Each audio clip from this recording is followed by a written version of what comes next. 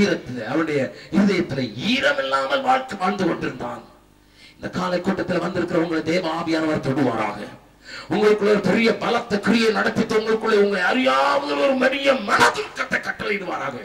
அது உங்கள் ஒவ்வொருவரையும் தேசத்துக்காக கண்ணீர் விட்டு தெரிந்தவர்களுக்காக கண்ணீர் விடுவதற்கும் மனதுருகத்தில் ஆவியினால் உங்களை மூடுவதாக, உங்களை மூடுவதாக, உங்களை மூடுவதாக.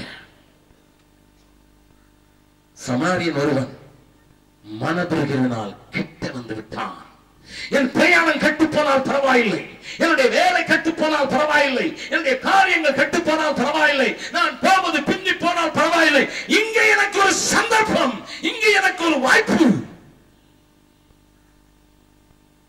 எதற்கு முன்னுரிமை கொடுக்க போகிறீர்கள்?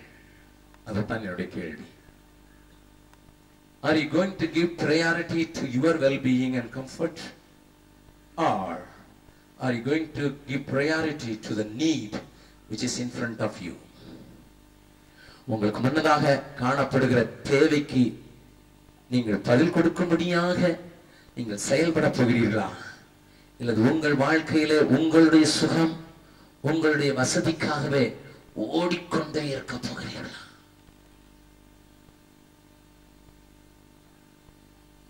தேவஜனமே, என் வாழ்க்கையை அசைத்த அநேக சம்பவங்களில் ஒரு சம்பவத்தை இங்கு சொல்லுகிறது நல்லது என்று நினைக்கிறேன். நானும் என் மனைவியும் தாவூது நகர் என்கிற ஒரு ஊரில் இருந்தோம். அங்கே இருந்து 100 மைல், கிட்டத்தட்ட 160 கிலோமீட்டர் தூரத்தில் உள்ள பாபுவா என்கிற இடத்துல ஒரு சபை இருந்தது. அங்கே இருந்த ஊழியக்காரன் துர் உபதேசத்திலே மாட்டிக்கொண்டு போய்விட்டார். நானும் என் மனைவியும் இங்கேயும் ஒரு சபையை நிறுவுவதற்கு முயற்சி செய்து கொண்டிருந்தோம். ஆகையினாலே ஆரம்பிக்கப்பட்டிருந்த ஊழியத்தை விட்டுவிட்டு போகக்கூடாத நிலைமை ஏற்பட்டது.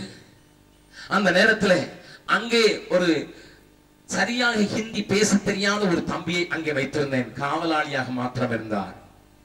அங்கே ஒவ்வொரு வாரமும் நான் இந்த 160 கிலோமீட்டர் பிரயாணம் பண்ணி போய் கூட்டத்தை நடத்திவிட்டு 3 நாட்கள் அங்கே தங்கிவிட்டு திரும்ப இங்கே வந்து ஊழியத்தை செய்வது வழக்கம். ஆரம்ப நாட்கள் தான் என்றாலும் அதை செய்வது வழக்கம். அப்படிப்பட்ட ஒரு குளிர் காலத்துல நான் ஒரு ட்ரெயினை பிடிப்பேன். சாயங்காலம், வெள்ளிக்கிழமை சாயங்காலம் ட்ரெயினை பிடிப்பேன்.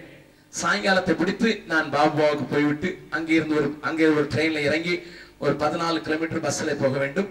அதற்கு பின்பு முடித்து விட்டு அதே ட்ரெயின்ல திரும்ப வருவேன். திங்கட்கிழமையில காலையில திரும்ப வருவேன். நான் வெள்ளிக்கிழமை 4:30 மணிக்கு அந்த ட்ரெயின் வரும். அந்த ட்ரெயினுக்கு வந்திருக்கும் போது 2 மணி நேரம் லேட் என்று போட்டு விட்டார்கள். பயங்கர குளிர்காலம். நான் ஒரு ஸ்வெட்டர் போட்டிருந்தேன். நான் அந்த நாட்களிலே காவி சட்டை போட்டிருப்பேன், ஒரு ஸ்வெட்டர் போட்டிருந்தேன். அப்படிப்பட்ட நிலையில நான் 2 மணி நேரம் அந்த ஸ்டேஷனுடைய பிளாட்ஃபார்ம்ல நடந்து ஜெபித்துக் கொண்டிருந்தேன். ஓரத்திலே படிக்கட்டு கீழே ஒரு வயதான போன மனுஷன் முனகி கொண்டு கிடந்தான். அவனை நான் பார்த்தேன். அவன் மேலே ஒரு மெல்லிய துண்டு மாத்திரம் இருந்தது. குளிரிலே அவன் தாங்க விடாதவனாக, மூச்சு விட்டு கொண்டு முடியாதவனாக எடுத்துக் கொண்டிருந்தான். நான் என் கண்களால் கண்டேன். நான் ஊழியக்காரன், நான் மிஷனரி, பரிதாபப்படுவதற்கு அழைக்கப்பட்டவன். நான் கண்டேன். ஆனால் அதை காணாதவனாக நான் கடந்து விட்டேன். நான் என்ன செய்ய முடியும் என்று கேள்வி எனக்கு. What can I do? என்ன செய்ய முடியும் என்னால? ஏனென்றால் அந்த நாள்ல என் கையில பணமும் இல்லை. எனக்கு போவதற்கு வேத்திரம் பாத்திரம் காசு இருக்கிறது. என்னிடத்திலே ஒரு ஸ்பேரான ஒரு மஃப்ளர் கூட இல்லை. எனக்கு அவனுக்கு கொடுப்பதற்கு துணியும் இல்லை. அப்படிப்பட்ட நிலையில நான் என்ன செய்வது என்று கடந்து போய்விட்டேன். நான் ஒரு 100 அடி எடுத்து வைத்திருப்பேன். ஆண்டவர் சொன்னார், நில். நான் நின்றேன். திரும்பி போ. நான் கேட்டேன், எதற்கு ஆண்டவரே? அந்த மனிதனுக்கு உதவி செய். நான் சொன்னேன், என்னை பார்த்து சொல்கிறீரா? எதற்கு? இவனுக்கு உதவி செய்யறதுக்கு என்னிடத்துல என்ன பலம் இருக்கிறது என்று கேட்டேன். என்னிடத்துல இருக்கின்றதெல்லாம் ஒரு பை, அது ஒரு பைபிள், ஒரு லுங்கி, அவ்வளவுதான். அதுதான் என்னுடைய சொத்தாக இருந்தது. அந்த நேரத்தில் நான் போய் இவனுக்கு என்ன உதவி செய்கிறது என்று கேட்டேன். ஆண்டவர் சொல்கிறார், போ. நான் சொல்லேன், முடியாது. நீ கண்டாய் அல்லவா? நான் கண்டேன். அவன் சாக போகிறான் அல்லவா? ஆம். அவன் எங்கே போக போகிறான்? எனக்கு கவலை இல்லை. என்னுடைய மனநிலையை சொல்கிறேன். ஆண்டவர் மறுபடியும் சொல்கிறார், நான் மறுபடியும் நடக்க முன்வருகிறேன். கொஞ்சம் இங்க இருந்தாதான் அதனுடைய சத்தம் கேட்கறது, காதுல முனகல் சத்தம் கேட்கறது, கொஞ்சம் தள்ளி போய்விடலாம். இன்னும் போக என்ன ஆண்டவரே? ஆண்டவர் சொல்லுவார், அது நானாக இருந்தால் என்ன செய்வாய்? எதுக்கு பதில் சொல்ல தெரியல. அது நானாக இருந்தால் என்ன செய்வாய்? நான் சொன்னா, நீயாக இருக்க வேண்டாம் ஆண்டவரே. மத்தேயு 25வது அதிகாரத்தை படித்திருக்கிறாயோ? படித்திருக்கிறேன் ஆண்டவரே. பட்டினியாயிருந்தேன், நிர்வாணியாயிருந்தேன், அடைக்கப்பட்டிருந்தேன், நான் தான் அது, வா. இதுக்கு மேல என்ன நினைக்க முடியல. பக்கத்துல போனேன். நான் போட்டிருந்தாலும் ஒரே ஒரு ஸ்வெட்டர் தான். அந்த கம்பளி ஸ்வெட்டரை எடுத்து அந்த மனிதனுக்கு போத்தினேன். எனக்கு குளிர் ஆட்டுகிறது, குளிர் பயங்கர காற்று அடிக்கிறது. கையில இருந்த கர்ச்சீஃபை எடுத்து இந்த காது ரெண்டையும் கட்டி சத்தி இறுக்கி கட்டி கொண்டேன். இப்பொழுது ட்ரெயின் வந்தது. 6:30 மணிக்கு ட்ரெயின் வந்தது. இருந்ததை கொடுத்தாய் விட்டது. நான் உள்ளே போனால், நான் இப்பொழுது போட்டுக்கிற காவி உஸ்திரம் தெரிகிறது.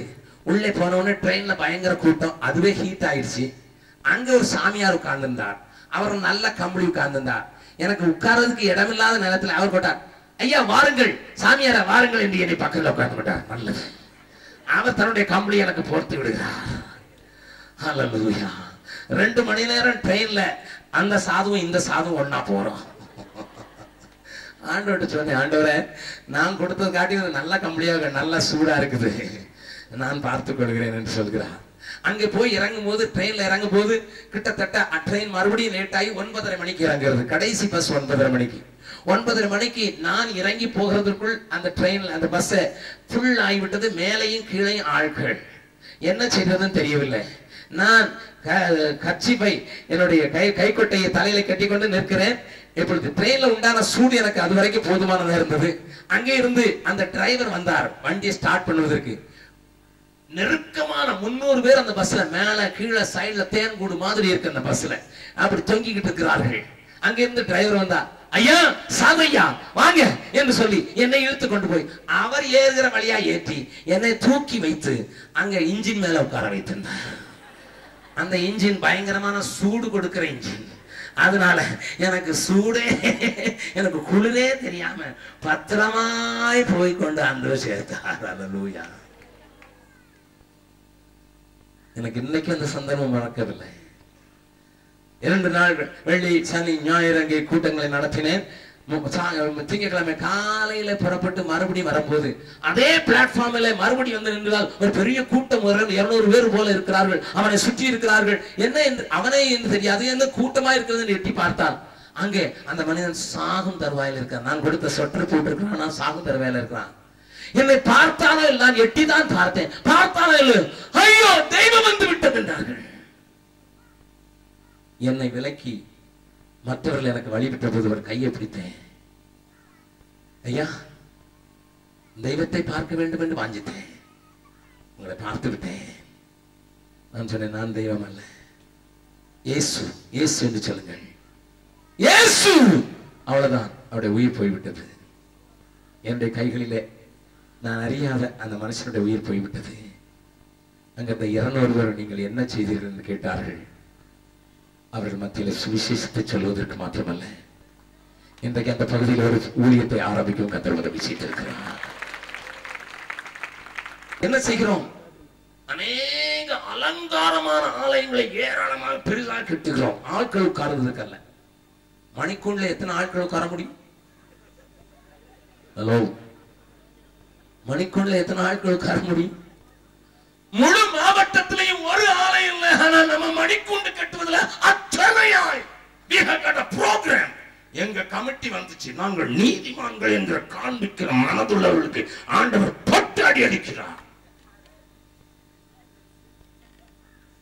Listen, எனக்கு தேவையை கண் மறைத்து விட்டது. காரணம், என் மனதுருக்கத்தை நான் விட்டுவிட்டேன். We need a touch of the Lord. நமக்கு தேவனுடைய தொடுதல் தேவை. அம்மா, தொடுதல் தேவை. டிசம்பர் மாதத்தில் 30ஆம் தேதி, கடந்த டிசம்பர் மாதத்தில் 30ஆம் தேதி கடுவா என்று சொல்லப்படுகிற ஒரு ஜில்லாவில் முதல் ஆலயத்தை பிரதிஷ்டை பண்ணும்படியாக நானும் திருச்சியிலிருந்து வந்த சகோதரர்களும் புறப்பட்டு போயிருந்தோம். நீங்கள் கேட்பீர்கள், திருச்சியிலிருந்து அங்கே வந்தார்கள். ஆமா,